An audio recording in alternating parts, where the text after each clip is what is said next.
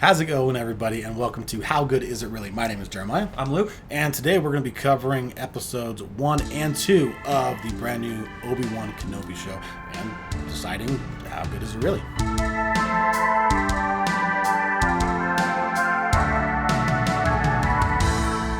Okay, so this is definitely more my wheelhouse than it is yours. Yeah. I'm the way we're going to run through everything before we actually start getting into That's stuff. a good point. Let's get that out of the way first. We're going to go through non-spoilers, so we're going to go through and just review each episode in the 10 different categories that we have to rate them independently. We're just going to go through that real quick, kind of give a yes or no kind of recommendation based off of that, and then we're going to get into the spoiler talk for both episodes 1 and 2 together because they dropped at the same time. And we will talk about all of them. There really aren't that many spoilers, really. Things that you couldn't, if you've been paying attention, looking at like leaks and early... Or if you're like me and you didn't know anything going into it. Then, yeah, but we will treat it as if you are completely ignorant of what is going on. We will not give you spoilers until the end. So you will be warned. Don't worry, we're not just going to spring it on you. That being said, let's get into it. So, okay, first category, writing for episode 1. Okay, so this is kind of a complicated question. A little bit. It's kind of a weird feel for me where I viewed both part 1 and part 2 as like a 2-part movie. It's essentially what it feels like. Yeah, which is kind of like why they dropped both episodes, why they've done this with a lot of the different series that Disney Plus has done, both Star Wars and Marvel, is they drop the first 2 because a lot of the times it's longer, so it allows them to tell a little more story and get people involved a little more with just things that they can't do in one episode, so you just make both episodes feel tied together more so than some of the latter ones. Agreed. So it's just something they've done across the board, which not a bad idea. It's just a design choice. Yeah. So do we want to go through and just rate it together then? Yeah, so probably. Episodes 1 and 2, like they were released together, kind of just as one single big narrative. episode. So the writing for 1 and 2, I felt like it is a slow burn at first, and I think that's intentional. They're trying to set up a bigger narrative, and I like kind of where they're going so far. Yeah. It seems like it's going to be better than Boba Fett for sure. I thought for sure as soon as I turned it on that it was just going to be another 10-part series on Tatooine because it's cheap to film a show in the desert, and apparently Disney loves Tatooine. We just can't get over sand, people. Yeah. We love sand. Yeah, of course gritty gets everywhere. They just can't get over it. Anyway, but no, not going to talk about that too much, but this show is going to be bigger than just Tatooine, which is cool. Nice. And I like that. And I was a little worried that it was going to be Obi-Wan just, doing the thing and just riding around on an Eopie, which was poorly CGI'd in a couple places. But it was okay. It was serviceable. There's definitely some parts where you can really tell, like really, really tell. Yeah. But anyway. But the main story that at least that we've seen so far and the writing that's gone with set up good is all really good. Like I said, the first episode is more of a slow burn that kind of gets you into little episode 2. Little dry at first, where you're like, but in a good way, where it's like episode 1 ends, and you're like, oh, now we're gonna get into it, and then you do. Like it doesn't really waste much time. You get into it, episode 2, so it is a slight slow burn that really dives into come episode 2. Yeah. But it's all paced really well, and even the slow burn stuff is still interesting. Like, and maybe it's just because it's Star Wars, and Star Wars is interesting. I think we've been starved for content, really good content, since you can make Mandalorian mundane things interesting. You can. You just have to like shoot it well. And like actually have the droid that a good actor they clock in and clock out on for his like day job. That was done well. Good actors that can act subtly without saying anything. Yes. Obi-Wan says very little in Tell the me first you're episode. a good actor without telling me you're a good actor. Yeah, and a lot of like just the set design and scenery that plays into just the overall. I don't think anybody. We're jumping ahead too much, but it's all part. It's just so interconnected. It's hard to talk about anything. But as far as like writing is concerned, it's a serviceable, complete opening to a much bigger narrative, and we have no idea where they're going to go with it. Nope. At all, period. Because just like they've done in the past, which is always wonderful, all of the footage that is released throughout trailers and stuff is completely contained within the first 2 episodes. So we by the time you legitimately see have this, no it's like idea. no frame of reference for what's going to happen, and I love that. Yeah, Because I don't go out looking for leaks and things that happen like, oh, this was leaked. Like I see it online where it's like, the ending leaked and like this and that, but like I don't want to watch it. I went into want to it watch cold the turkey show. too. I didn't know anything about it. I didn't want to know anything about it. Writing 8. Yeah, writing's a good 8. Yeah. It works. Yep. Okay. The Sweet. world is believable. Obi-Wan in his little like cave Acting. outside of Anchorage, or not Anchorage, Anchorhead specifically. Anchorhead, yeah. It makes perfect sense. It's very believable. Okay. The city of Anchorhead too looks good too. It doesn't look all like it looks lived in. yeah. It Most, looks like a dirty most desert Espa city. in episode 1 looked a little bit too populated, and Anchorhead lives up to its name. It is more of a backwater town on Tatooine, and it's not as densely populated. Fairly but populated. But it's still, there's a good number of people there. And I was looking at the crowds and everything, and they did a good job of set, like costumes and the Yeah. extras and everything. It worked. I was looking at that too, but for a specific reason that we'll get into in the spoiler section. Okay. Keep going then. Acting. Great. With the exception of one character that we will talk about. And I think we have different characters in mind. Maybe. I thought But without spoiling anything specifically, like across the board, great to good. Yeah, I mean, Ewan McGregor, it's Obi-Wan, and he's amazing at Yeah. being Obi-Wan. And then, I don't... Joel Edgerton. Yeah, as Owen. Yep. Great job. He did it. He sold it really well. Really well. In just a single episode that we saw him in for the brief amount of time he was in, there's a lot of resentment there. And in so few dialogue lines to convey that. And not it's much, very obvious. Not in these spoilers, because we know the Inquisitors are in this show. Like, they're compelling too. They are for sure. And like the guys, I don't remember the names of the guys that are playing him, so forgive me. But the Grand Inquisitor and like his like second in command or whatever dude, they definitely give off a very intimidating presence. Yeah. When they walk into the room, They have a very polished look, kind of how Nazi officers in old World War II films. a little bit, which very makes in sense control because of the Empire is situation. based off of the Third Reich, and I mean, anybody that says loosely. differently is It's loosely. No. It's not space Nazis, but it's more like space fascists. loosely really. based, but entirely off of. We could talk about that at some point. That's a common That's thing what that it's people based say. off of. It's not entirely. We can talk about that His at some name point. is Darth Vader. Yeah, but that's like Polish for father. Like it's not like a Nazi thing.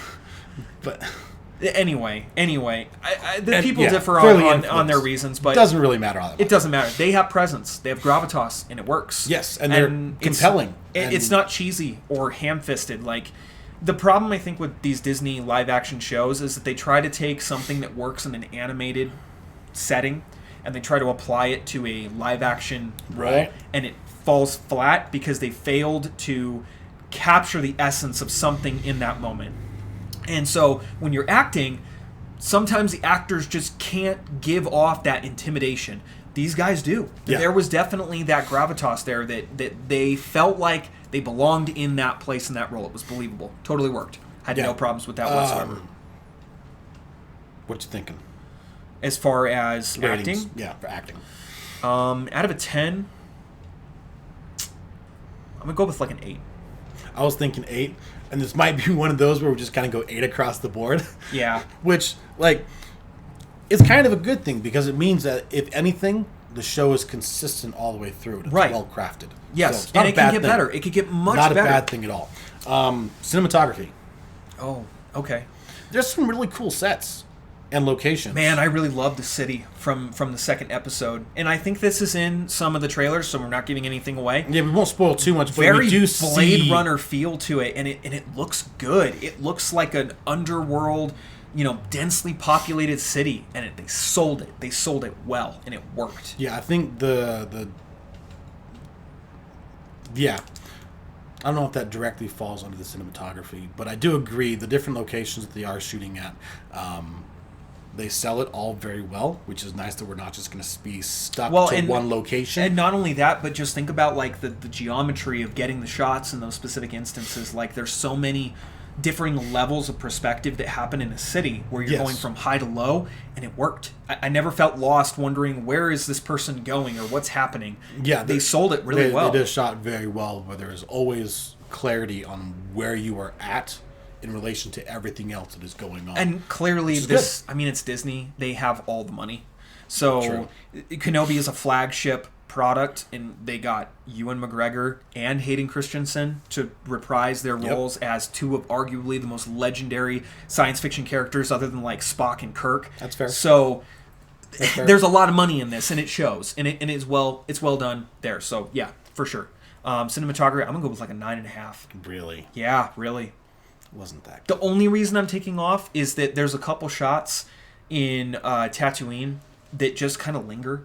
They just kind of, I don't know. Tatooine's overplayed. It's the most visited, shot, rehashed planet in the history of Star Wars, and I just want people to move on and like get over it. It's well, it doesn't help that like everything in universe happens on Tatooine. Like literally everything, and even like the Force Awakens, Jakku is literally just a one-for-one copy. It's not even like a different thing. It's just another desert planet, another up-and-coming super, hero of everything. And it was just, I don't know. I'm done with desert planets. Can we just get over that? So I guess a 9.5 though. 8. 8. It was good. It wasn't that good. It wasn't like it was perfect. No, it definitely wasn't good. perfect. It was good. Editing. I'm going to let you take this one, because I didn't really notice anything that stood out to me. And I don't know if that's because I wasn't necessarily paying attention to that, or if it's that I didn't notice it because the editing was done really well. There wasn't anything that specifically stood out to me either. Not in any noticeable ways. But in maybe some subtle ways. Like, the editing in the first episode, I think, is really good. Especially the way that it's shot and edited together to make you feel that sense of mundane life. Yeah, it's a very and it's boring a lot environment. of repetition where the same acts happen over and over and over again. Yep. And they're different. You can tell they're different. They're actual different shots that are just done over and over again. And it's all edited exactly the same to make you feel like it's just the same thing. Yeah, editing, and you're supposed to do that. Exactly. It's trying you feel to evoke the that monotony. feeling in you. You definitely are feeling that. So I think the editing is actually very good for that, because it plays into what they're trying to actually get you to feel throughout that first episode. Yeah. And then the second episode shifts very much, because that's when things kind of kick off a little bit and things actually start happening. And the editing is also really tight with... you pointed out a couple spots in episode 1 where you felt like the shots kind of lingered a little bit. Yeah. And that was probably intentional, but I do agree. Some of the shots were just like a second. We're really nitpicking here. Just a little bit too long. And that goes away in the second episode. Oh, yeah, for sure. Where everything is edited together very tightly and it never feels like something hangs too long. I will say there is one spot where the editing definitely could have been done better, and it was done for dramatic effect, and it doesn't land. And it's a story element that I can't talk about. Okay, so we'll talk about that later. But overall, I think the editing as a whole on the first episode was just, it felt better because it felt like it was playing into the tone of the episode more. Yeah. And that's what you want the editing to do, because there's a great deal for setting the tone, because if you just linger on shots, things are going to feel long and drawn out. If it's short and snappy, things are going to feel very kinetic and fast paced. This is basic. Editing's good. We're not talking science. No. Rocket surgery. It's not rocket surgery. Yeah. What movie is that from? I don't remember. Rocket surgery. It's not. I forget. If you know, let me know in the comments. It's not rocket surgery. Anyway. That's funny. But but like the editing is really good. The rundown or something. 8, yeah. I'll go with an 8. That's fair. That's it. It's going to be one of those where it's just 8s across the board. 8s across the board. And this is pretty typical, it seems like, from... I didn't watch anything to alter my perspective before I went and tried to go into it with a completely clean slate. And it seems like everybody is kind of of the consensus that it's like, it's the best of what we've seen so far from Disney Plus live action Star Wars. It felt like Mandalorian Season 1 in the first couple of episodes, in the sense that it's believable, it's not cheesy, the characters do exactly what you expect them to do. There's a lot of good content and no dumb jokes. The comedy lands when there are moments of brevity, and there are a few moments that do work. Yeah, we talked about this before we started recording, that it's there are no jokes.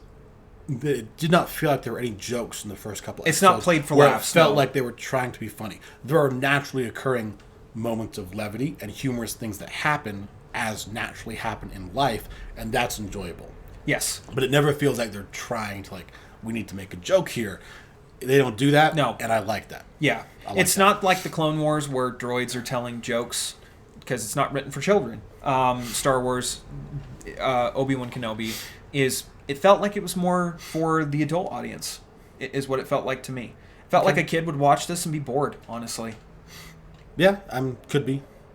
Like, depending on the age of the child. Well, let's keep going. So, what are we at next? I want to get to the spoilers, because that's where the majority of everything I want to talk about soundtrack.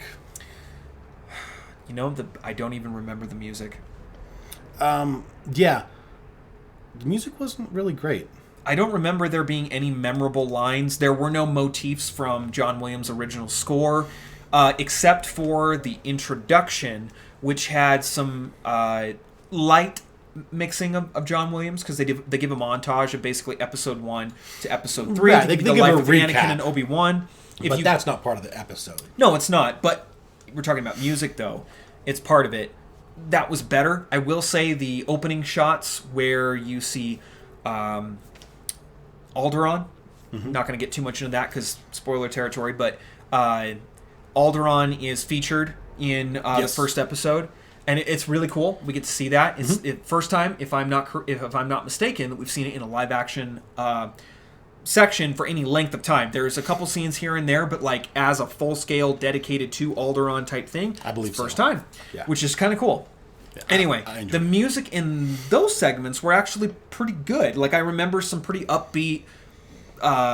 Made me feel like this was meant to be a happy thing, and it was cool, and I liked it, and it worked. But could I like point my finger out and say that anything really stood out to me? This moment stood out because Not the really. music swelled in just the right spot, man. This isn't Duel of the Fates. Yeah, it's hard because it's 6. Because I was gonna think I'm thinking 6. Like it works, it does what it's supposed to do, but exactly. It didn't It's feel like good. Star Wars though. And that's the problem. I think that you're gonna kind of run into, which is unfortunate, is that everybody knows what Star Wars sounds like.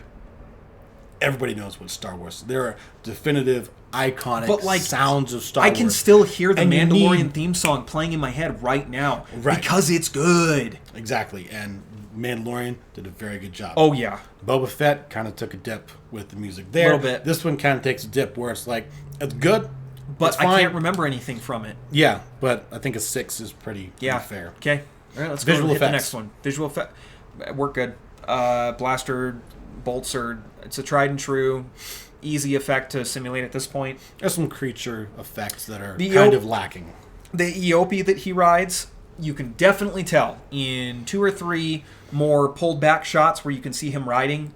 It really looks fake, and it really looks bad. Too clunky. It looks too clunky. Yeah, and it's a little too smooth in other sections, and I think there was just some the budget just wasn't on that, and that's okay because the majority of the scenes with the EOP are the close-ups. Those look really good. Where he's like eating out of his hand, and there's a couple other places those work. They look really good, but there's a few totally did not work. But overall, like a 7. Yeah, and I will say this too, something that I and a lot of other Star Wars fans have had a beef with for a long time is the lack of practical effects in the successive movies that came after the original trilogy. Mm-hmm. And that's partly because George Lucas wanted to try to make a much more grandiose thing, and he didn't have the technology to do it. So they just oversaturated the new movies with CGI, and a lot of people had issue with that. However, they really nailed the practical effects. Like I was looking in the background and like the creatures and the Some of the practical creature masks and makeup and stuff. they look good. Yeah. They didn't look like puppets, you know. It's not like you're watching a Saturday morning Mr. Like, Rogers I'm sure episode. there were a lot that were practical. I'm sure there were a lot that were CG. I don't know if I could tell you the difference. And that's between the two. exactly why they did a good job. Especially there's a one like kind of like alligator raptor monster that comes after Obi-Wan in the second episode, and it looked good, and it was entirely practical effects, like a dude in a costume. Sure. I'm pretty sure. I had the exact opposite thought. You thought it was CGI? Yeah. I know it was CGI for a couple of them, but I'm pretty sure for like the first initial shots, it was a real costume, and it looked good. It looked really good. But before we get there too you go. far into that, moving on. Visual effects 7. Yeah, I'd go 7.5, 7.5 really. You and your half point. Come on, man. Set deck, costuming, and wardrobe. It's all good. Like Yeah. the Inquisitor set deck, armor looks the set deck for all the locations and the different cities and environments that we encounter feel and look like they're supposed to. Like the places that feel lived in and desolate do. The places that feel very lived in and have more of a bustling type of environment feel and look that way. And everything looks lived in to the appropriate amount. And the costumes are really cool and kind of blend in with the different locations that we're in and fit with, I could see that being what they wear here for this person and their status, for whoever it is, wherever we're at. I think it all works together. And the armor, I have thoughts about the armor. The Inquisitor armor? Okay. I will say there were two scenes specifically that I'm thinking of where the costumes really sold the environment for me. Okay. I don't know if it's a spoiler or not. We won't say which scenes there were specifically. Maybe, okay. I will say the armor in general. I really want to talk about spoilers. We'll anyway, get there. We'll get there. The armor looked good. I will say the Grand Inquisitor's armor in the opening shots was moving a little bit too much. And coming from somebody who's actually made armor to be worn at comic conventions and stuff like that, I could tell that the tailoring was a little off. But that's just... You could ignore it, really. I only knew to look for it because that's what I did for a really long time. Right. So, but what did you notice? Do that same thing. Oh, okay. I had the exact same issue with just like the first time we see the Grand Inquisitor and his armor just looks clunky. A little bit. It's just the looks tailoring clunky, is a little off. I don't think that, it just doesn't look like it's as unified as it's supposed to be. Yeah, the It proportions looks like are a he's little wearing off. different pieces. The proportions were a little wrong. The leg armor specifically was moving a little bit too much, and maybe it was because they just forgot to secure it for that scene because it was a distant shot, and then when they moved in closer, they fixed that because it didn't move after that, which I'm assuming is because he was going to be right in frame. You don't want that to look bad. Yeah. So, but there wasn't much aside from that really stood out as being off. Not really. 8. Sure, yeah. I can't go 9. I'm saying everything's really good, but honestly, I can't go 9. I wouldn't say a 9 because I didn't see anything that really jumped off the screen at me. I've seen better. I've seen better from Star Wars. Like Din Djarin's armor was breathtaking when I saw it, and I think that was a reaction of everyone. It was original. It was new. It was different, and it looked like something that you would expect to see in that environment, and it worked. Like Mandalorian will forever be, I think, the pinnacle of what Disney Star Wars live action can be, and I firmly place that on the shoulders of Jon Favreau and Dave Filoni because they're just good at what they do. All right, 3 categories left: audio mixing and sound design. It's Star Wars. Yeah, and it's believable. Enough the effects said. are there. It works. It's good. 9. Yeah, that is what it is. Yeah, It's Star Wars. yeah, it works. It's good. Directing. Both these first 2 episodes Deborah Chow. were directed by Deborah Chow, and she did a fantastic job. Yeah. Because the pacing and everything, like I talked about with the editing and the writing and like the general tone of the different episodes, all works and all meshes together extremely Agreed. well, which is I think the way there's I see it. one hitch for me. We'll talk about it in spoilers because it's one character in specific that I think most people are gonna. Yeah, but have. the director kind of being over, at least in my mind, is supposed to make all of this come together. But this and wasn't work. a- even though because it's TV, that falls partially Yeah. more towards the showrunners So it's more Favreau. Who's I don't Filoni? I don't know who's doing this. I don't even know. I don't even think Filoni and Favreau are over this one directly. I think he's exclusively with The Mandalorian and the Book of Boba Fett. I don't know. I'm gonna have to look it up real quick. Yeah, we'll look because it up. I want to know. I want to give proper credit to like the showrunner, but I mean, Deborah Kathleen Chow Kennedy is the director. Yeah, and Kathleen did a very Kennedy good job. is executive producer, like usual. And I have thoughts about that. There are a couple moments in the episode where there's definitely some.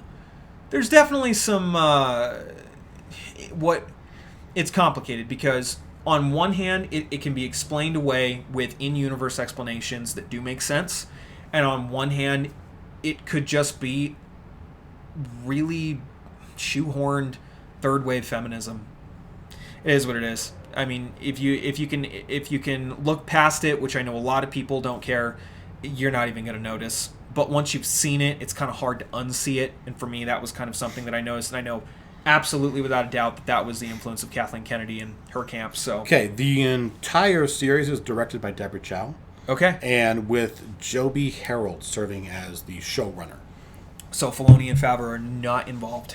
Which, like, at least That's we know sad. it's those two names that are just, like, kind of overseeing everything. That gives more credence to Deborah Chow as the director, if she's directing the entire series.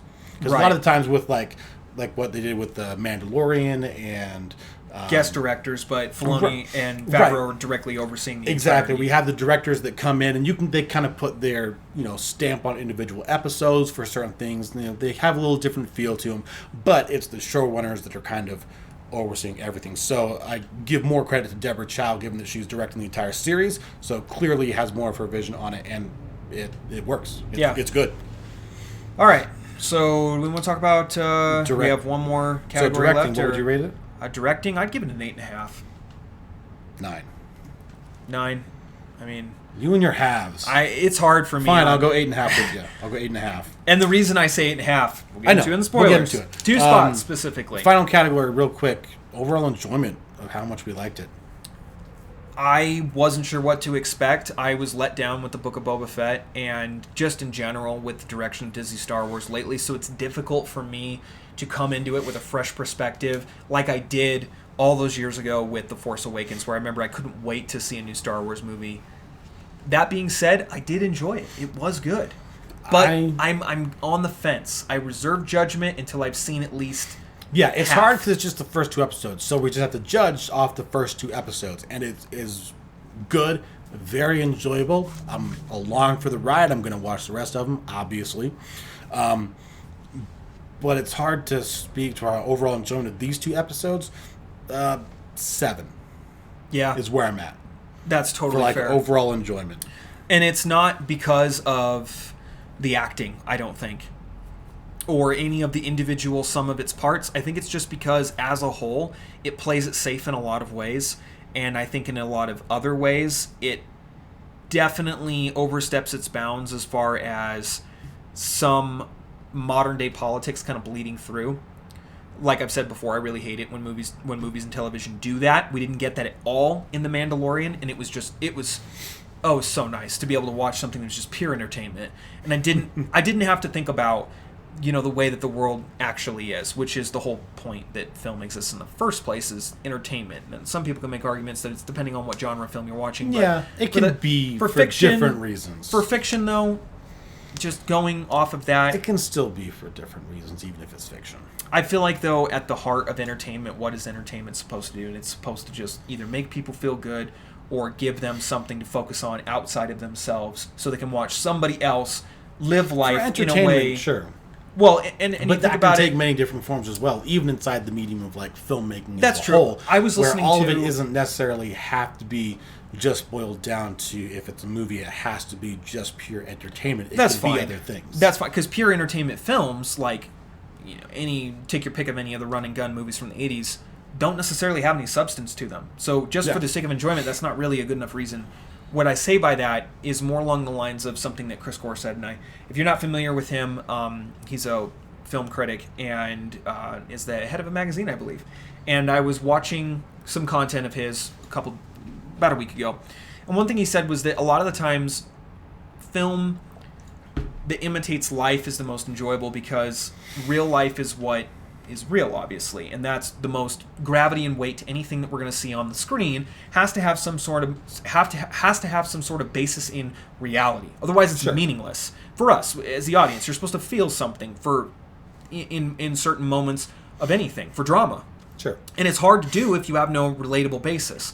That being said, when you are watching something, you're doing it, at least what Chris Gore was pointing out, was that he was talking about how it is necessary to have struggle, because really that's what life is just a series of overcoming struggle and learning and growing and then passing that on to the next generation. And when you are watching a movie and you are watching somebody in a circumstance you'll never be in a time you will never be in with abilities you will never have, and you can see elements of that person that apply to your real life, that's good storytelling. And that's good story writing. Sure. Yeah. And you don't need to involve modern day shifting politics. It's just not necessary. You just don't need to do that to tell a good story. But it seems like most of the time with modern Hollywood movies, they're basing films off of films, because the old films made a lot of money, and so they're just going to take that formula and try to recreate it. The problem is that it's like a degrading wheel. It's just getting worse with every turn, and it's because you have to have something timeless, and politics are not timeless. They change. And so part of the reason why I hate it is just because personally I hate being preached at, because everyone has an opinion.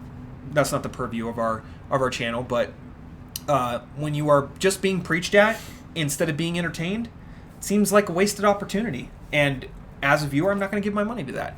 But anyway, total enjoyment overall, give it an 8. Okay. I'm hopeful. I'm hopeful for what will come. I'm not going to hold my breath, though. I've seen what Disney Star Wars can be in The Mandalorian Season 1 and 2, and I've seen what it absolutely has been in the sequel trilogy, which you may have your opinions about that. I certainly do. So that's where I'm at with that. All right. Well, that brings our score for the first 2 episodes of Obi-Wan Kenobi at an 84. That's solid. Which sounds about right. Yeah, go watch it. Very enjoyable. Go watch it. If you're a casual Star Wars fan, you will like it. If you're a hardcore meta, you know everything about it, you've read all the books, comment below if you had opinions about it, because I certainly did. I remember reading the original Kenobi novel, actually, that came out, and that was a good book. Reading how Obi-Wan, on his own, took down a crate dragon, which they're very different in the old expanded universe versus like sandworms, which is what they are now. Which it's cool. Don't get me wrong. In the episode, when we see like the Tusken Raider tribe and Din Djarin and the other guy take down the crate dragon, but in the original lore, thank you. In the original lore, they were more like dragons, and they were just as big and just as terrifying. They just more applicable to the name, but I guess just that is what it is. Didn't really bother me too much, but that book was good. So I had kind of some preconception of what I expected from an Obi-Wan novel, or excuse me, an Obi-Wan themed narrative going into it. So let's get into the spoilers then. Yeah, spoilers from here on out. Let's hit episode 1 first. Kind of go. Yeah, just go in order. So 1, 2, 3. I was been warned. not. Yeah, I'm just gonna jump in. Yep. Because I didn't watch. Like, I watched the first teaser. That was it. That's all. I didn't even see the teaser. I saw it come on like an autoplay. I turned it off because I didn't want to see it. I did not know we were going to get a ton of Leia in this show. I didn't either. At all. That completely probably took me by surprise. It was like, how did I have not heard about this? Like, given that I don't go out searching for information, right? But you just like hear things naturally. I didn't hear anything about it either. Not one stitch. Surprising. Didn't even know she was going to be in it. And I don't know if I like it. Yeah, I'm there with you. I'm kind of on the fence with, it's like, do we need this? But everything that they've done makes sense. It does. And that's the only saving grace written that I can in a way give that, okay, it all makes sense. Everything that's happening There's works. An explanation. There's nothing, like, that's going to mess with, like, the timelines or, like, people that shouldn't know it. Like, it all works. Actually, something that I thought about was that in Episode 4, A New Hope, obviously, the famous "Help me, Obi-Wan Kenobi, you're my only hope" thing. What's the context for how Leia knew old Ben? Because his identity was kept secret. Obviously, Bail Organa and his wife didn't want to televise to everybody that, hey, we know an ex-Jedi. Right. That's not really something that you want common knowledge. So how did she find out about him? This provides a little backstory for that. Like, and yeah, it does. And at first, I was kind of questioning, like, wow, does it Why really are make we sense doing for this? Leia to have, like, known Obi-Wan, like, them to have contact when she's, like, 10 years old? But then, like, well, later on, in, like, 9 years from now, she's talking about him and clearly knows who he is, his What he's relationship done, to enough to ask him Bail for help in the and- middle of a civil war, so... And this is like laying ground for like that. Oh, yeah, it all tracks. Yep. It makes sense. And the little actress doing a good job. She sells it. I don't remember her name. I'm not going to look it up. I don't remember her name, she but did she's sell it, though. doing very well and selling it. Little firebrand. I have a few issues with Leia's character. None of them are because of the actress. She sells it all very well. I have an think so. issue with some of the writing. Yeah. Specifically, not the writing, like her character and dialogue, some of the scenes that she's placed into. Small little things that annoyed me. Like in the first episode when Flea shows up, which was fantastic. Yeah. As the little bad guy, and he has his awesome. two little henchmen. I was like, wait a minute. Is that right? Yes, Flea. it is. It's Needles. Yeah. It's Flea. But Exactly. So that was really cool. Yeah. But that scene, I know exactly what you're talking about. Where they're Keep chasing going. her. And she just gets away. She just I know, keeps and running. we're watching this little actress run not very fast. No. And she's like trotting. they're, three grown men that are chasing after her and like bump into a tree and like lose her for a second and One like of the actors intercept her and go like this. Yeah. And she then just, like, dips and goes off in another it was direction. just written clunky where it's like nothing to do with her. No. She did everything she was supposed to do very well. It was just written kind of poorly. Yeah. And executed a little clunky. And then like in those one moments. of the actors like runs into a branch, and it looked like it was, I couldn't tell if it was a man or a woman. I think it was a feline, and like Sure. the lizard skinned people and Argonians. yeah, and she just runs into like a branch, and it looked like she wasn't even like looking down. It just looked like she just like just ran into it, and I was like, wait a minute. Did that actor just run into something because they couldn't see because they weren't looking down? Like it looked really bad. That was just it should. But that was like the only sequence where it's just like, guys, like, I get it. Have her run. Maybe she like climbs a tree to get away because we saw her climb a tree before. Mm-hmm. She's very clear. She loves to climb. She's good at it. She's a small little kid, so it makes sense. Yeah. Like do something like that, but her just kind of running through the forest for like a few minutes, evading these three guys, felt weird. It was a little. It felt weird. Yeah, it definitely was. They played it up way too much. Yeah, that's like one of the only parts in the first episode that really kind of threw me. Yeah, that like, oh, that was weird. Like it just didn't play the way I think they wanted it to. It felt too comical. It definitely did. I think the other part for me, and we're gonna talk about this, Reva. is Reva, Reva, however you say I don't her know how to name. say her name. And I maybe I should look it up. She's But just either way, perpetually angry all the time. but like the actress is selling it. Yes, she Like is the doing a good actress job. is doing a very good If job. this about is what being, Deborah Chow told her to do, this actress is doing a great job. I don't know much about her other than she's made a lot of accusations about Star Wars fans not liking Reva being racist, because that makes sense. And then a bunch of amongst other things about like black characters not being featured prominently in Star Wars, and I'm not really sure how Lando Calrissian and Mace Windu got thrown under the rug, but whatever. Anyway, she's just perpetually angry, and the motivations in the first episode are kind of, I don't get it. It doesn't make sense. It's just she's just like angry to be angry, and then she's just constantly at conflict with the Grand Inquisitor, and it makes sense where she has like this burning need as a Sith, or not a Sith, but a dark Jedi. A little bit of it makes more sense when you get to episode 2. Yes, like it does. Things that are set up in episode 1 make more sense in episode 2 with some of her character's motivations. So it's not like it was written poorly. It's why both episodes were released together, because they are very much connected. Right, and I don't know if this is because Deborah Chow wanted this character to come across. She's also very unlikable. Like, you want to like I think she's the supposed bad to guy. be. Like Moff Gideon, great villain. Loved his character. I think she's supposed to be dislikable though. Like I don't think we're so. supposed to like Reva. It could be. In I'm which willing case, to give it the benefit of the doubt. Like she's selling it wonderfully. She is very unlikable. You don't like this character, and you need a character that you don't like. Like, you need the right, characters. But I think the reasons I disliked her was because, number one, she clearly can't take orders from anybody, and that could be within the context of the universe. It makes sense.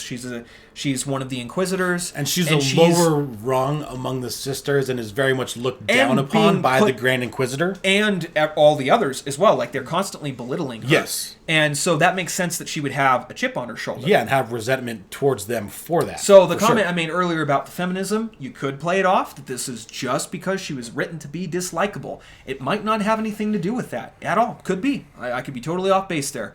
I would be willing, though, to say that it is because she is written to be dislikable, because it makes sense for the character. It does. It's contextually appropriate and makes sense. However, and they provide context within the story to so justify everything. Exactly. But as her character progresses, she just stays perpetually pissed at everything. We've only seen the first 2 episodes. Right. So we've seen like the first, how many episodes are there? I think there's going to be 10? like 8 or 10, something like that. 8 or 10, I don't know exactly. But either way, we've seen at most a quarter of the story. So right. there's a lot of places to go yet. But with her constantly just being just this fiery, burning hatred of Obi-Wan, for seemingly no reason, perhaps we will get context for that later on. We get a little bit of context in episode 2 when she's talking to the Grand Inquisitor's assistant dude. I don't know who that is. Yeah, I don't remember his name either. But basically, we get a little bit of insight from their perspective. The perspective of the actual Inquisitors as to her motivations for wanting Obi-Wan is because she is a lower tier amongst the sisters and the Inquisitors, and wants to gain status. Like, if she brings in Obi-Wan, someone that Vader has been looking for a decade, that will speak volumes in the eyes of the Empire. Like, she will gain status by doing that. Right. And that appears to be her driving motivation, is that she's tired of being just the bottom of the totem pole and wants to climb the ranks in the Empire, which, makes sense motivation-wise. Like, you're going to have that kind of mentality in every area of life. Yeah, and there's no really on the nose comments about race or class or sex. It's like, oh, because you're a woman. A little bit on the class part, but just from the eyes of the Inquisitor, where it's like but it's completely a neutral statement where it's not targeted at her because of some immutable characteristic, like because you're black and a woman, therefore you must also have been poor. It was because you were taken out of the gutter, basically. You're still that in our eyes. Right. How they view There's her. A very holier-than-thou mentality there. Which makes sense for the Empire. And it makes sense why she hates all of them as much as she does. And so on that, I could totally be willing to believe that she's just selling a vision for an incredibly dislikable character. That's how I'm reading it so far, because that's how it looks to me. I will get into... So, off of Reva for a second with Leia. There's a couple moments where I don't get or understand. I think Hollywood is just obsessed with recreating Macaulay Culkin's kind of just charisma. Because every child is trying to be Macaulay Culkin all over again. It's like a child that talks and acts as if they are 19 and in college, and just one-liners and really snarky and sarcastic. And I know a couple of 10-year-olds. They dumb. They dumb. They really dumb. And Leia... I will say, she's royalty. She's the adopted daughter of one of the most noteworthy senators in the entire Senate. And is the actual daughter of one of the most powerful Force users ever. Queen Amidala, an actual natural-born royal, and Anakin Skywalker. Yeah. So there is chosen one, lot of in-universe explanation and reasoning for why. She's still a kid, and she just has these moments where... And they kind of address it, where Obi-Wan at one point goes, "How old are you?" And then she goes, "I'm 10." And then he replies, "Well, you don't act like you're 10," or something. And she goes, "Thank you." And that was kind of a little bit of a rib, where the show was taking itself not so seriously, and realizing that introspection, that we know that she is coming off this way. And it also makes sense because in episode 4, Leia is also insufferably bossy and irritating. She's just constantly flinging orders at people and telling people which makes sense if that's and what even she's like used throwing to. out xenophobic slurs. I mean, she calls Chewbacca a walking rug. Like, but this was also before any kind of woke politics, so that didn't really no one cared in the 70s. But it makes sense to the character. Yeah, it makes sense. It makes sense for her to still have that right. mentality. She's just a really really hot-blooded.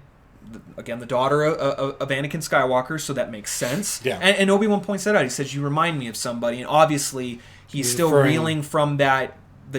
What he thinks is the death of Anakin, not realizing that he's actually alive, and finds out from the Sith Inquisitor, and he has like a panic attack almost. That moment was wonderful. Where I never thought about this before.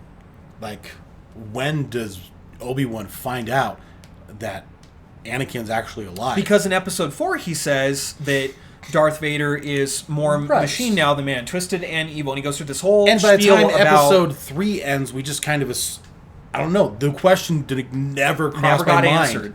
I never even thought about it. How does Obi-Wan know that Darth Vader is Anakin? And there has to be some justifiable explanation for that, because again, in Episode 4, Alec Guinness's Obi-Wan clearly knows who Darth Vader is. In Episode 2 of Obi-Wan, they tell him.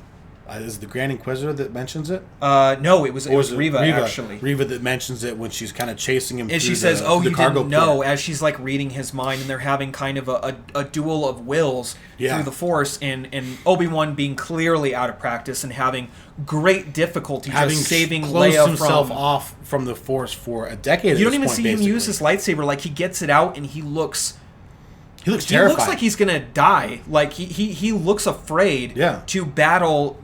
I mean, the Sith Inquisitors are not exactly the pinnacle of dual masters or anything. They're just dark Jedi. Even less so. Yeah, they're just dark Jedi who turned to serving the Emperor rather than be killed. They're not noteworthy battle masters per se. A lot of them didn't even serve in the Clone Wars. They were apprentices at the time, so they didn't even see combat. And yet Obi-Wan is scared to death to fight this person, which could be one of two things. They could be trying to emasculate him a little bit, or what I believe, because I don't think that point really holds much water. The way it plays in the show is just like he's closed himself off from the Force. I think he's incredibly out of practice. I think it's been 10 years. He hasn't even held a lightsaber we saw in 10 years. The trouble that he had just saving Leia from falling. Yeah. Like, it took him a second, and he almost didn't do it. He almost didn't do it, exactly. And he was having trouble hitting things with a blaster. And he almost got his butt kicked in a couple of fistfights. So, I mean, it makes much more sense to me that it's just purely because he is, like, starting from scratch, being completely out of practice and unsure of himself because he murdered what he thought he murdered his best friend. Yes. Or killed him, rather. Mm-hmm. Murder implies premeditated intent. But he thought he killed Anakin, and it really messed him up, and that's obvious. That being said, Leia, as just an actress, is not the issue. Her lines, they're a little preachy, and they're a little too, like, I don't understand, why do they make kids this way? Like, can't a kid just be a dumb kid? Like, why can't you just, like, Newt from the second Aliens film was a perfect example of a good child actress that acted and behaved as a kid would. Scared to death, spoke very little, traumatized. Not that Leia should be any of those things in this, but she should be afraid, or at least not sure of what's going on, and yet she's like just as competently able to cope with her surroundings as the adults in the situation, with a few exceptions. Yeah. But she is having these conversations with Obi-Wan and with everyone else as if she's an adult, and I didn't get it. I don't understand that. There are a couple of moments where she has a good chemistry and a connection with her father, Bail, where he tells her that, you can't just behave this way just because you feel like it. There are rules, and you can't just sass to your cousin just because you feel like it. And a lot of people have issue with that because it's a very preachy moment where this little girl is putting an older guy in his place. But I don't think it was done quite that bad. In that situation, I was on Leia's side. Yeah, I actually felt like, if this was written... Where it's like, given the context of both things that actually happened, right. Like, no, Leia's right. Well, and then not only that, but the parents address it, and she says, he's being mean to everyone. Like, it's a totally believable situation where two kids get in a fight because but it also the one makes is a bully. sense. Bale's response and kind of his approach to it also makes sense, especially because he's a senator. He's raising his daughter to be a senator. You're supposed to look for the diplomatic solutions. It was nice to see a dad. It makes sense because he's taking that moment to actually teach his daughter. Well, I was going to point this out too. For a company that has predicated itself on like the past 40 years of fathers being dead, absent, or no good, this is one of the best examples I can think of offhand that Disney has done of a great father-daughter moment where he it's really talks to her, doesn't belittle her, doesn't talk down to her, but tells her that she's wrong, and then gets her to admit it, and then says, okay, you're going to apologize, and then she agrees, and he walks away. It was perfect. It was good. It worked great. Not to mention, I really love the actor who plays Bail Organa. I don't remember his name. Man, is he good? But yeah, fantastic actor. He's fantastic good. Actor. But in the other scenes where she's talking to Flea and his little band of cohorts, or with Obi-Wan, she's just shrill a few times and way too preachy for being a 10-year-old little kid. I just didn't like the way she was written at all in those scenes. It just didn't make sense. I don't get it. Why do kids have to be adults? Like, why can't they just be dumb kids? I don't know. Some of it, I didn't bump into it as much as you did, but I agree there were definitely some moments that just felt like... And I will say, I'm looking for it now, because I've had it with being told by people in authority, for either be it Disney or other film companies, that I'm racist or bigoted or any of these things because I have a more traditional view of life. And that's just... I don't get why they have to other people for disagreeing. And you can like or dislike the sequel trilogy, or like or dislike what Disney has done with Star Wars, but you can't deny that they've been very antagonistic towards the fan base who is more in love with the classic era of Star Wars and with the pre-Disney era, and they just don't care. And that's really obvious. It's just really kind of frustrating. But that's the reason why I'm looking for it, because it's hard for me not to now. And if they would stop doing it, I wouldn't care. I would be so thrilled. Like The Mandalorian, it was nowhere to be found. Oh, loved it. Gina Carano, great actress, a fantastic human being too. Just really great actress, and I think they did her dirty. Yeah. Really bad. And I don't think it was Favreau's fault at all. I think Favreau and Filoni were just as blindsided by it as she was. But we may see her in a future season, actually. There could be a potential possibility for Cara Dune to return. I would love to see that. She was a great character. Super good. Anyway, I've ranted for a hot minute. You take the lead. There's not really a whole lot else that I wanted to talk about. There's one was... I have another moment too. Keep talking. One other moment that just felt odd to me. It was another Leia moment. Okay. It was her response to seeing Obi-Wan's face on the on the wanted poster? Wanted poster on that dude's yeah, wrist. she made that connection way too quickly. It was like she was in on the plot. It's like she looked at it and was like, oh, you're the reason I'm here. They're after you, not me. It's like there is nothing that has happened for her to come to that conclusion. Nothing whatsoever. Except the writing. That was a super egocentric, like, everything's about me, until I realized that it's not, or she was in on the plot, and it made no sense, because there was nothing up to that point. It didn't give her any clue. It didn't make sense what was going because she somehow forgot that over the course of the last day she was kidnapped. And she's also the daughter of Bail Organa. And to not be self-aware, to know that she is the daughter of Bail Organa, an extremely powerful individual in the Senate. Therefore, she holds a lot of political sway as a hostage, one way or the other. Like, borderline genius as they make her out to be, you would think that would be the more natural, drastically comes to the wrong conclusion so quickly that it just feels odd. Like, I don't know why they wrote that situation that way. I think just to play for the drama of Obi-Wan having to chase her through the city streets.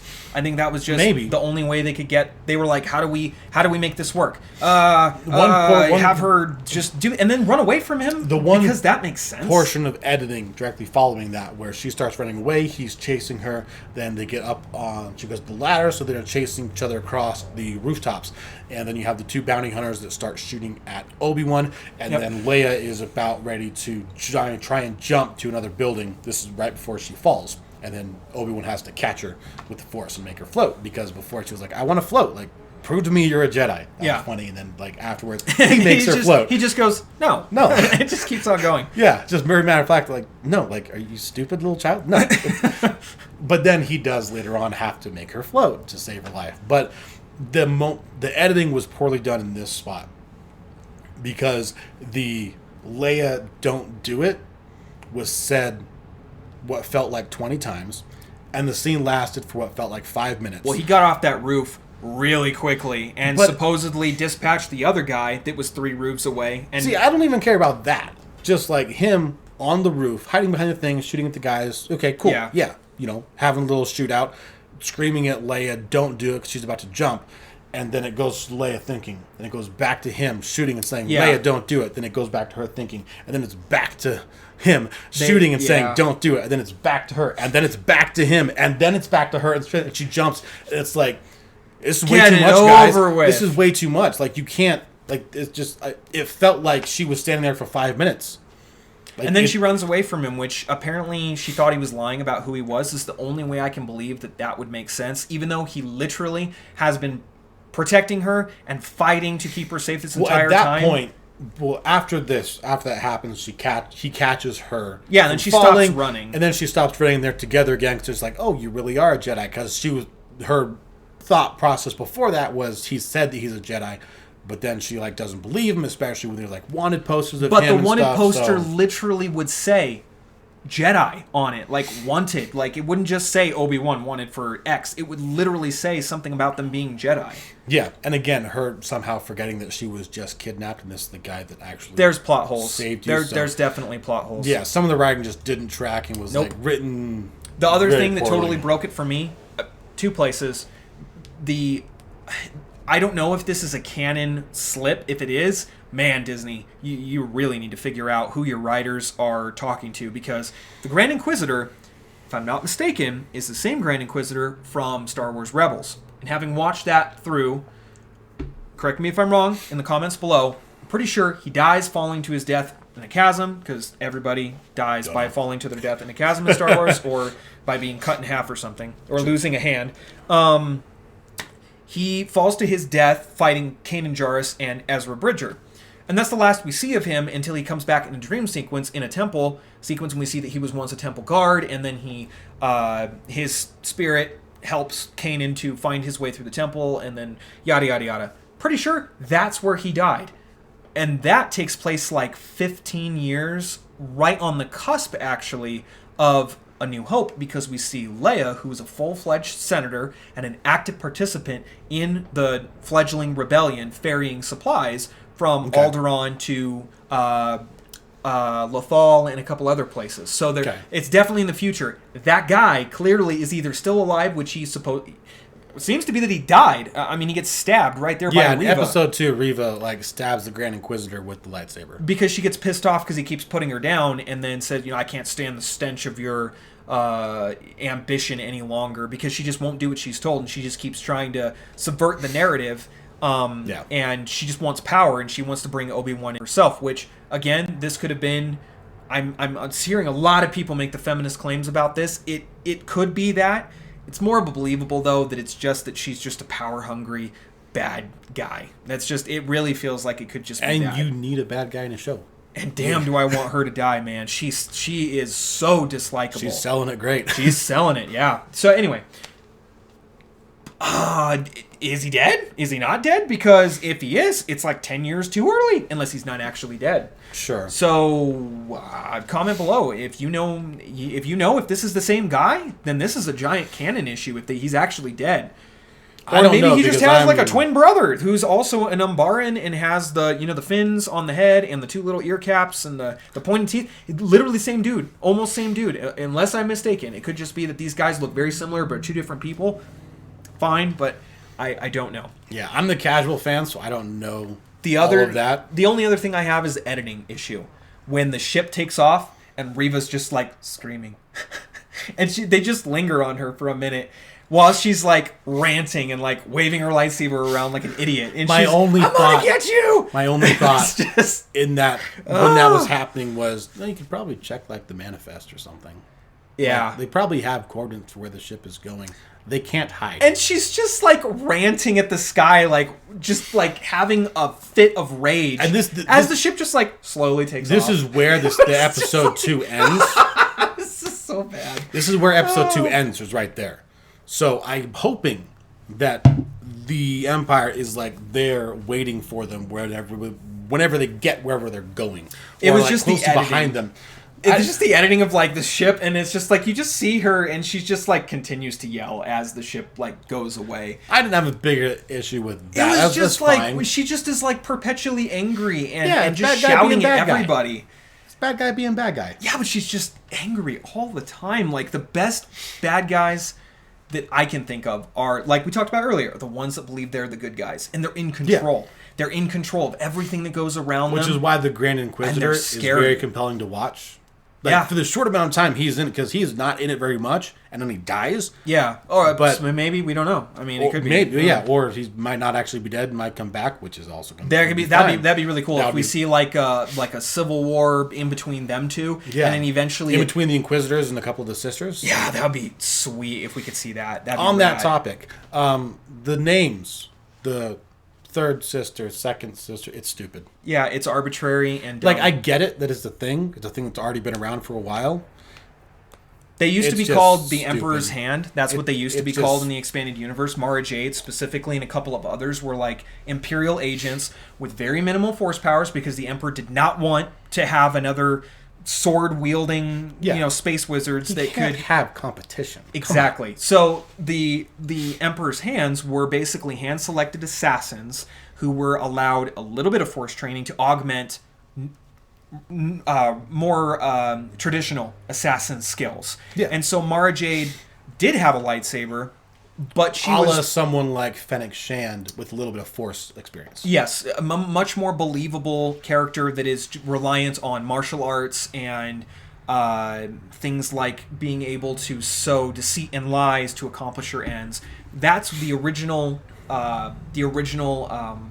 What's the word I'm looking for? The original inspiration for these Sith Inquisitors that have this arbitrary like numbering system. To be fair, I don't dislike the sisters. I just don't like the fact that they're called third sister, second sister, fifth sister. I get that it's the like- names are dumb. It's just like they just did that, I think, to like give some sort of like mystique to it. Perhaps.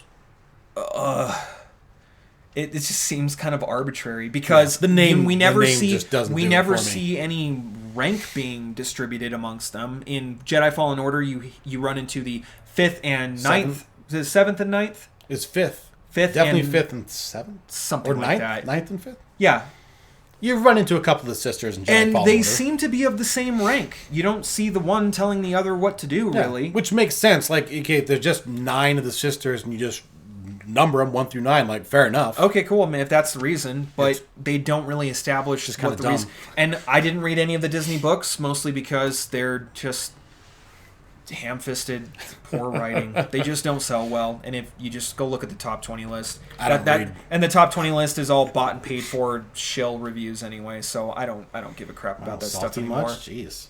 I did a lot of reading back in the day. I used to care a lot more about books. I don't really anymore. Just because when I found out that like the New York Times like bestsellers list is like a bought and paid for spot. So, all the actors that did a really good job, they all did a really good job. Like, nobody did a bad job for me. No. Everybody that I saw, like the woman that plays Reva, I think is doing a fantastic job because she's incredibly dislikable, and that's, I think, what they're going for, and it's wonderful.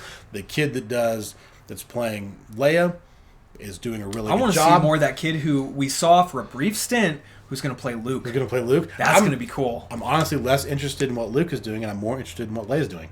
Really? Yeah. See, Because I already know what's going to happen with Luke. That's fair, but we There's never a see little anything about him growing up on Tatooine. We're just like supposed to assume that like he did nothing but farm for 18, 20 years. 19 years, but yeah. I guess, but there was one line. Go ahead. Sorry, go ahead. I'll let you go. Back to people that did a really good job. Like we already said, Joel and Ewan both did fantastic work. The guy that plays the Grand Inquisitor and his little sidekick dude, don't remember his name. Sorry, if you let me know in the comments if you know. But both of them good. But I love seeing Kumail Nanjiani pop up. Oh yeah, he was the dude that was pretending to be the Jedi. That was great. I was like, that's Kumail Nanjiani. I knew I'd seen him before. I love seeing him pop up and stuff. But that always was so he's so entertaining to watch. Really good job. Just all the time. That was really fun. As the dude that's like pretending to be a Jedi. His like mind trick is he's like pretending to like he's like this is a Jedi mind trick. Yeah, it's and Obi-Wan's watching and cringing from the shadows. And it's like for the first 5 seconds you're thinking like, is he really a Jedi? And then by the time the conversation, like before they reveal it, definitely you're not. like, he's definitely playing him 100%. He's just like he is helping people. Right. He is actually helping people. He's but just making for credits the money along the way and pretending to be a Jedi. And I loved Obi-Wan's line about, the light is very unforgiving these days. That was a really good line. 500 credits, another 200 to take you there. Yeah, and he's like, 1,000 I'll show you a few tricks along the way. That was such a good line. Yeah, I love seeing Kumail pop up. I think the only other thing that really, this definitely, there's no getting around. It was absolutely just a modern politics moment for the sake of equality. Was when Bail Organa and his wife are talking to Obi-Wan and trying to get him to come after Leia, and he makes the point that she's just as important as he is. Why? Well, neither one of them has exhibited any Force abilities whatsoever. We assume, because we know what happens, that Luke is the heir, because he is the one who is the Force sensitive. We end up finding out that Leia's Force sensitive too, but albeit not as much. Like, there's no indication that Luke is going to be trained. Exactly. So, like, why would they make this because just it's distinction? Their kid. Right, and that makes sense. Like, because it's their kid. Like, but every parent thinks their kid is just as important as everybody else. And that's fair. Like, and that's fair. As parents, that is a fair point to make. But they make it in a way that is arbitrary of their parenting. Where they say, in the context of Luke and Leia being the children of Anakin and Padme... Well, they only say it because that's the reason that Obi-Wan won't leave. He doesn't want to leave because, no, I have to stay here because I have to watch after Luke. And, like, I can't go. I can't help because this is more important. And she's like, well, she's just as important as he is because they're both the kids of Anakin and Padme, and because she's their daughter. And if that's the point, that's how I read it. If that's the point, then it makes sense, and I'd be willing to let that one go completely. Like it doesn't. It was just doesn't play wrong for me at all. The thing that bothered me though was that we know what happens. That Luke is. We know that he is the one who ends up destroying the Empire and ends up redeeming his father. And Anakin brought balance to the Force. I don't care what anybody says. Anakin did do it. Roundabout way. It was not Luke. It was not some further down the road prophecy. It was, in fact, Anakin. Well, Anakin's the one who throws the Emperor down the reactor shaft. No, before then. Okay. Do you want to have this conversation? We could, actually. I mean, it's not like we... Yeah, we're only in an hour and 7 minutes. Go ahead. Make your case. Like the prophecy, the way I read it from just watching the movies, the prophecy, true. And about Anakin, that he is destined to bring balance to the Force. 100%. The only problem is the Jedi are too arrogant and blind to understand I see where you're going what with this actually means. That's actually a really good point. Because there is an imbalance in the Force that is swayed to the light. And Anakin brought balance to the Force by helping the Emperor execute Order 66 and working to annihilate the Jedi. Well, he actually annihilates both, because both the Sith and the Jedi disappear. The Force to become more in balance, not imbalanced, but in balance with Vader and the Emperor, Obi-Wan and Yoda, the remaining Padawans that fled, and the remaining Inquisitors and Sisters. Right. The actual balance of Force users has been evened out. Yeah. It has actually been balanced.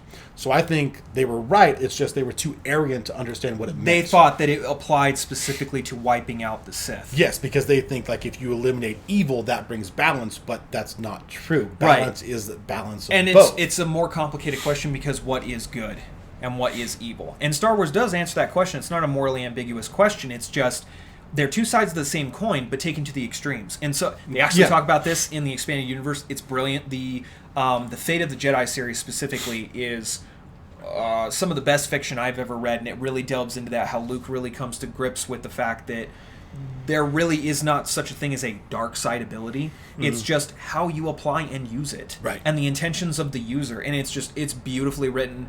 Disney shot themselves in the foot. Is the way I kind of view the Force big regardless. by eliminating all of that. Anyway, that's my take on Anakin and the whole prophecy thing. It's like, no, he did. Fine. But the point about Luke and Leia is just that we know. Without knowing at we this know point, because we know what happens. But they don't in that Luke moment. is actually, perhaps, some could argue, more important. Leia still ends up becoming General of Resistance.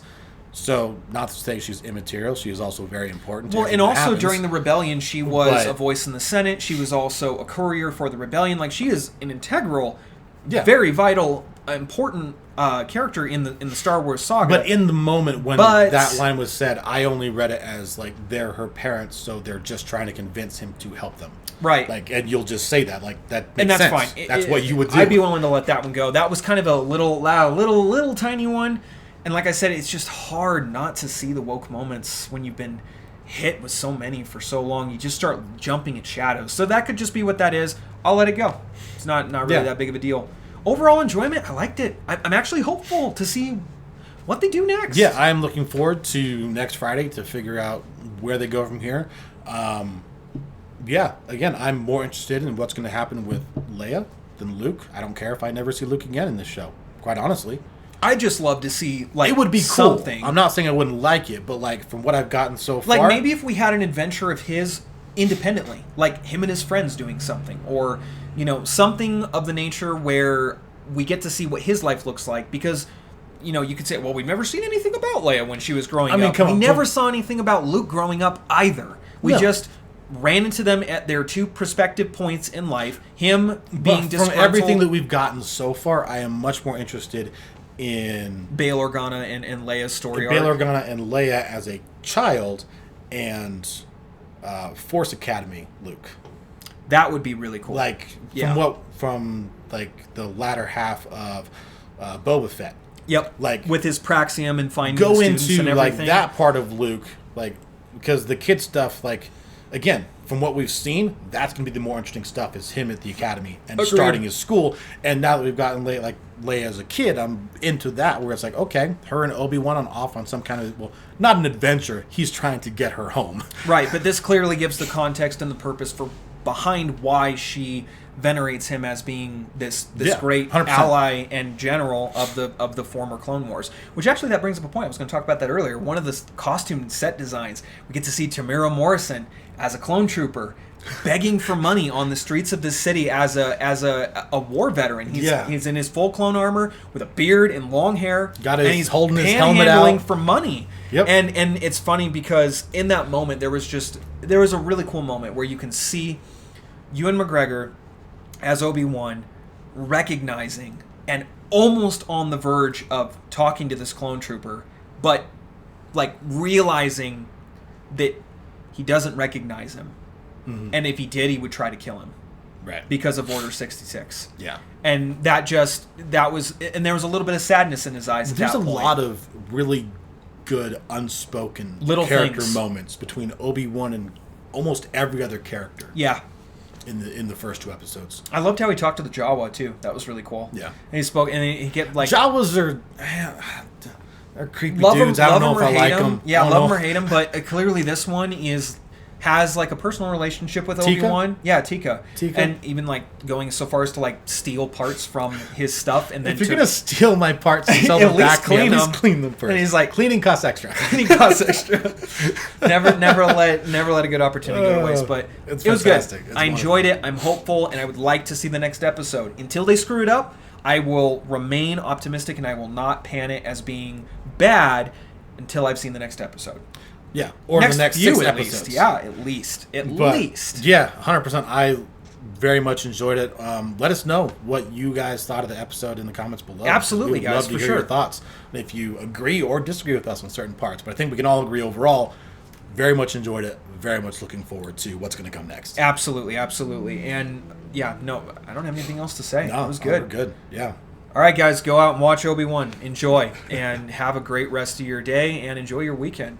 If you enjoyed watching this video, leave us a like and share this video with your friends and the people that you know. Natural growth is really the only way we're gonna be able to get any kind of following, and we really appreciate it if you stayed to the end of the video. We really do appreciate it. And if you didn't like anything we had to say, just let us know below and hit the like button, and also comment if you did like what we had to say. Yeah, and if you're listening to us on Spotify, you can please leave us a rating and follow. Leave us a follow on Spotify as well. That'll help us gain a little more traction there and help us out as well. So I think that's going to do it for now. We will see you next time.